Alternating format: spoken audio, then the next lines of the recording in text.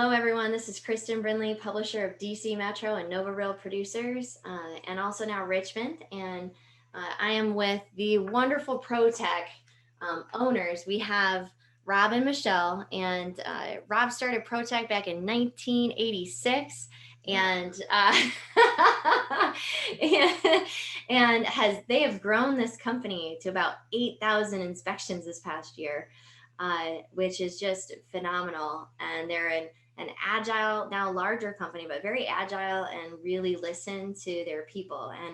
And you also have a coaching company with 300 plus, members. And it's an honor to have you guys on. And you've been part of Real Producers with us for a nice long time, and we appreciate you. And welcome on. Thanks for having us, Kristen.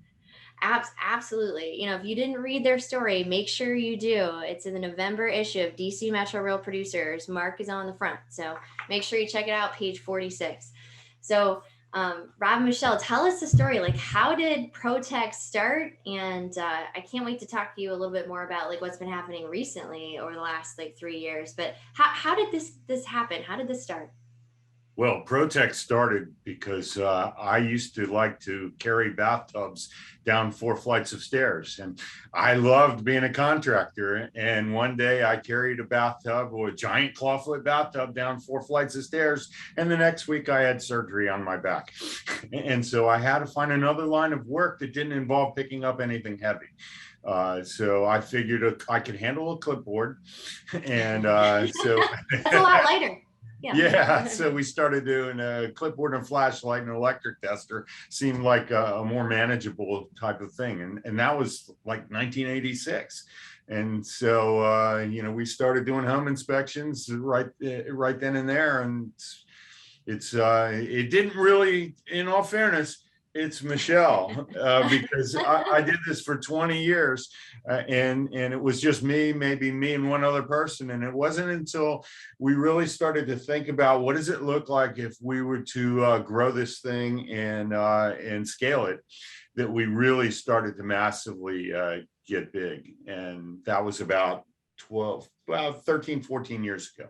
And I helped Rob make some changes that maybe because he was too close to the business, he couldn't see. Like one day he was like, "Oh, Michelle, I inspected this really big, cool house today. Like, come look at the pictures." And I'm looking at it and I'm like, "This house looks like really not that nice of a house." And he said, oh, it was. And I'm like, "Well, show me that." And he didn't have it. And so then I was like, you know what? Every report you write, you have to take some good photos, some photos that help those people when they're home and they're alone and they're looking at that report, and help them remember why they fell in love with that house. Like, it is your job to find problems, but like, don't scare them so that they forget why they fell in love with the house. And so, because I wasn't so close to it, I was able to help him change some things. He would spend like all night when we first got married writing reports. And I'm like, you can't live like that, And so I helped him to find, I kept pushing and pushing, like, you have to get better software, software that's faster and it's more innovative. And so we've just kept progressing in those kind of things. Yeah, it was truly a blind spot. I thought, as all home inspectors think, our job is to find problems and highlight problems. And that is kind of what we do, but that's not really our job. In essence, our job is to put a fair perspective on the house. And that involves putting the good in with the bad. Because if we're just highlighting all of the bad things, people may pass on a very good house because of what we said. We need to also highlight the good things. So if, the deck may have some wood rot, but look at the view out the back of this place. So we'll snap a picture of that view. It has nothing to do with the inspection report, but it does have to do with why did people fall in love with this house? So that's and I coach all of my guys up on that. And I talk to people all over the country on that philosophy. And I get a lot of arguments with a lot of other inspectors who are like, "No, that's not what we do. We find problems." So we've kind of made it our company standard, is that our guys have to find 3 to 5 good things about the property. And not only do they need to say them while they're there, but they need to take photos and put them in the report. Yeah, and we're not going to pull punches. If it's a problem, it's a problem. But we can highlight that and balance that with the good. I love it. I love, and so it's a mindset of you find the issues, which is part of, home inspecting, but you also are looking at the positives, which also helps that homeowner. And it's great for like just the home itself and the listing agent and and the buy side too, right? It helps the deal get done. Right. Yeah, no, so tell us a little bit about this progression. You guys are a great team together, and you have different strengths, which has been amazing. And you guys are married and have done this, which I also always find that to be amazing. And still married after doing all of this. So if you could tell me a little bit about, especially this last 10 years of growth and leadership, like what does that look like for you and the progression of that? Well, we get that question a lot, actually. And what I tell people is my mission is to hire 100 people that are smarter than I am. Now, you might think that's hard to do. That's a low bar. But I definitely succeeded in Michelle. And my job in this is to be the visionary, to see what we could do, to set a path and where we should go. And then I hand that ball off to Michelle and the rest of the team, and they figure out how to make it happen. And we're really good like that because I'm not a detailed person at all. I see big picture, and then I'm done. But I like to say Rob just drops a bomb, and then we all have to come in and figure out all the pieces. And I'm a risk taker, and she is very risk adverse. And so we balance. That's a great combination. Yeah, we balance each other out perfectly with that. But if I didn't have her, nothing would happen. And if she didn't have me, we probably wouldn't have started anything new. So it works out well. That's perfect. So can you tell me a little bit more about the leadership progression? Because now you guys are doing 8,000 inspections. Like how many inspectors, the area, how you've created your culture. Give us some goods on that and maybe some advice on how to do that. That's a lot. One of the things I would say is that you could see all the books behind us. We're reading constantly. We challenge ourselves to read at least one business book a month, if not more. But we are always reading, and then we're sharing what we learn with our team. And we do books with our team. So I'll buy a book for anybody that I'll say, hey, this is the book I'm going to read. Who wants to read it with me? And, the people in our company will step up and say, I'll do that. And so then we're reading with them to help our team grow, because we like to stress to them that who you are now is not who you're going to need to be 2 years from now to lead your team, because your team is going to keep growing and you have to keep growing. So we really push our people to keep leveling up their leadership in their game also. Yeah, because everybody's going to reach that ceiling where they can't go any farther unless they increase their knowledge and they increase their abilities. We have coaches too. And one of my coaches told me, if the likelihood is that you're going to have a 90% turnover in your leadership team as you grow from level to level, because people that were able to take you to a couple of 100,000 aren't necessarily going to be able to take you to 1 million, and people that took you to 1 million aren't necessarily going to be able to take you to 2 million and 5 million and 10 million. And I have no doubt within a few years we'll be a $20 million company. But we have a lot of family members in our company, and I want them to progress through and be able to be our leadership team at those levels. And part of that is increasing their knowledge and their abilities and their skills, because Michelle and I didn't come in with that. We didn't know anything about management. We read and read and read and went to things and read some more, and we keep doing it each and every day. I just gave a wealth building seminar for my entire office last week, and I put up about 8 books that I suggested they read. And I said, pick a book, any book you want, and I will buy it for you and send it to you right now. So we want everybody in our company to grow and grow and grow. If you're not growing, you're going to get run over. Boy, I feel like there's so much to unpack from what you just said. That's amazing. And a book club inside your company, and the encouragement of having people read all the time. I love that.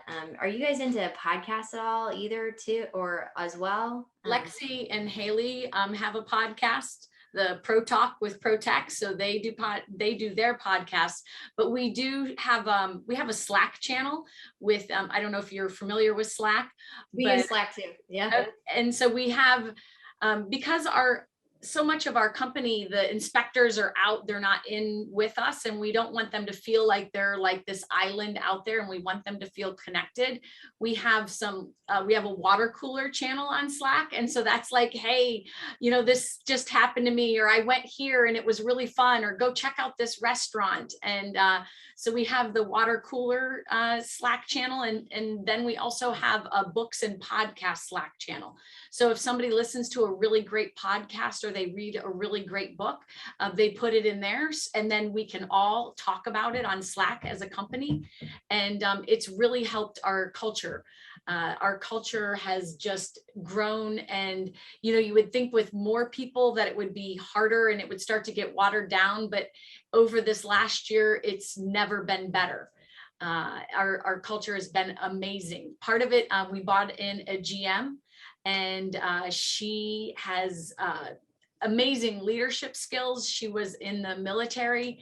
She was an officer in the military, and but she's just so much fun. Also, she has a great personality, and she has holes where Rob and I, like, as we said, like, neither one of us were amazing managers. We had never done that. And while we've upped our game, we knew that, like, there's got to be better. It could always be better. Always. And then came in and we're like, amazing. She's amazing. And everybody loves to follow her. And that has helped so much. Great leadership and bringing in great. So hiring and retaining talent in this marketplace, some people, or a large portion of people, have been saying, like, it's really tough, right? I'm finding for really great companies with great culture, it's not quite as arduous or difficult. It's still not like the easiest in the world, right? But are there any tips that you could give, like our real producers, on hiring and retaining talent in this time? It's my absolute favorite thing to do in the entire company. We bring people in that have a potential to fit within our team. And really, it's more about personality and aptitude than a specific job in many cases. And we'll bring them in and we'll talk to them, not about what their job is or maybe, or what they're going to get paid. We're talking to them about their vision for their life. Where do you want your life to go in the future? And because I want to see if their life's ambition fits within our umbrella. And I will draw an umbrella on the whiteboard, and I will draw little people under it. And I say, these are our people, and this is what we do here and here and here. However, it's my belief that if our umbrella is big enough, and I'll draw an even bigger umbrella, that if your dream is outside of our current umbrella, and we can fulfill your dreams within our umbrella, you will work with us in perpetuity. And I don't want employees, I want partners. So let's use your skills and abilities to expand our business in any direction conceivable that's mutually beneficial for us. So if you knock it out of the park in doing whatever job we have for you now, and you have a dream to do something bigger, I want to help you fulfill your dream. And by the time I'm done, I can't sit still. I'm jumping up and down. I'm the biggest cheerleader on the planet. And we've never lost anyone that we wanted to get. And I think another part of that is that we've gotten very, very clear on our mission, vision, values as a company. And so if somebody, when we're interviewing them, or once they're on our team, doesn't uphold those values, then, you know, we help them to find their happiness elsewhere. And it makes our team so much stronger, and we run so much better because we're all rowing in the same direction. There's nobody rowing another way and slowing us down. And so that has been really, really big. And they will call each other on it. You know what? You're not carrying your weight, because our missions or our culture says that we're going to step in and help each other to do this. It's, you know, if there's a hole in the wall, we're fixing it. Everybody, whoever's there. You know, we were just talking the other day about our growth team. Of course, most larger companies have a separate team that works on growth. We do too. But it's not just the growth team's job to grow the company. It's every single person in our company's job to help grow our company. We're all part of the growth team. And so, you know, if with that kind of an attitude, if you're hiring smart people with that kind of an attitude and that kind of motivation, and they're building something that is not just for us, but for their future as well, you can't help but succeed. We just need to give them the room to have great ideas and get the heck out of the way. Well, and so you mentioned your mission, vision, and values, and how clear, and how if people want to learn more about Protec and what is you're creating, protec.com, tell us where on your website, what should they look at, and where all are you all located now? You're growing so fast, and you have different verticals. You have coaching clients across the nation.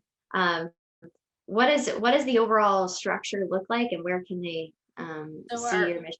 Our website, and all of that is on our website. It's protec-inspections.com. So that's at our website. You can check that out. And, you know, with our values, you know, it's you can't just say that you have them. You have to make sure that everybody understands them and knows them and like lives by them. And so when we first did it, This is so true. when we would have somebody would maybe exhibit one of our values, like having a servant's heart, or, you know, going above and beyond. Go back. Yeah, when we started, when you write your mission, vision, values, and culture, the tendency is you take, all right, who are my clients? Let's write something that my clients would be impressed with.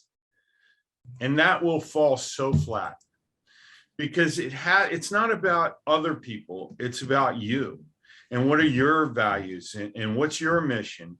And what we found is if we stay true to ourselves, and we have our true mission and our true values and our true culture, we will naturally attract people that have those same values. And we won't have to try real hard for that. They will come to us, and they will be raving about the service and the performance and everything that we do, because our values are the same. It just goes like that. So when we first started, we wrote them according to what we thought were somebody else's values, and now or what we thought would attract people to what they should be, order like home inspection. Yeah, who would want to, you know, what would somebody who wanted a home inspection want us to say? And that's what we did at first, and that fell flat, and we were losing people, and it didn't feel true to us either. So once we got it all nailed down, you know, we wanted everybody to like learn it like crazy. And so if we saw somebody exhibiting one of those values, we would just hand them a gift card, like, hey, great job at this. You know, you're showing up at this value. And so we would keep, and then we would just put that out on Slack, like, hey, so-and-so got a gift card for doing this. And, you know, just to keep highlighting the values. And now we open our meetings, we read our mission, vision, and then we read our values, and then we stop and we ask for examples that they've seen their team members doing that exhibit the values of the company. And just so that people keep that in their minds forefront always. Talk about what you appreciates. I thank you for taking us through that progression too, because I feel like a lot of business owners, myself included, have gone through some of what you're talking about. It's more critical than people imagine. It is the glue that holds everything together. And sometimes people write a mission, vision, values, and then they think they can't change it. Like, you know, we altered ours over the last 2 or 3 years. Would you say we've altered it and we kept tweaking it? And, you know, we would have team members say, you know, I feel like this part right here doesn't fit us. And, you know, it's not like it's chiseled in stone. Like, you have to keep working at it until you're like, yes, that's us. We have it now. Like, this is it. And we change them. We add a word, take a word out, tweak it a little bit, put a comma in here and there. And then we print it out on this big board. They hang on the wall. They hang on the wall. And about the time we get it back from the printer, I go, wouldn't it be great if we used this word instead of that word? And we have to do it all over. And they're like, no. It's amazing what a comma will do. Or and with your rapid growth too, when you grow that much, you can't chisel it in stone, because you sometimes an I becomes a we, or a, you know, like there's different, and how you view your people and just leadership itself, you just keep evolving. Like, and there's so many things going on right now. We couldn't possibly, if it was up to Michelle and I, we couldn't possibly keep our hand on everything. I mean, we have a commercial inspection business going. We have a wood destroying insect business that is going right now. We just acquired another company up in Ellicott City, and we have to. What else are we doing? He's like, what else are we doing? We have an environmental company that we're doing right now. We're even thinking about starting an insurance company. And that's just the beginning. Really, I see the home inspection as being the lead-in for a lot of things. And one of the things that we can do to streamline business for realtors and make it easier for them is to get them more time. And how do we get them more time? We make it frictionless to do business with us. And part of that frictionless aspect is, you know, if we find a problem in a house, how can we find a solution to fix that problem for you or help you by pointing you in the right direction, by partnering with people that can fix those things that we know are qualified individuals that aren't going to screw it up. And so that's super important to us. And that's really our focus for this year, is how can we streamline what we do and make it frictionless, and to buy our real estate partners more time to do what they need to do.